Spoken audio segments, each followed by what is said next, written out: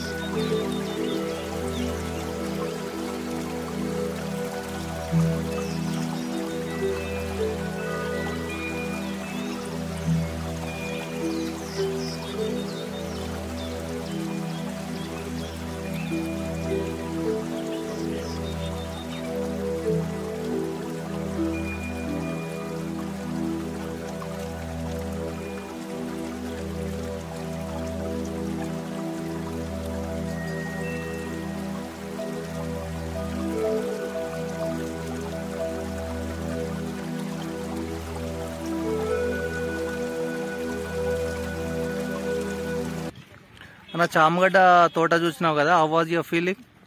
చాలా బాగుంది. Okay, next time visit చేస్తారా? ఏమన్నా చామగడ్డలు ఏమన్నా తీసుకున్నారా ఇక్కడ? చామ కూర తీసుకున్నాం. Okay, thank you.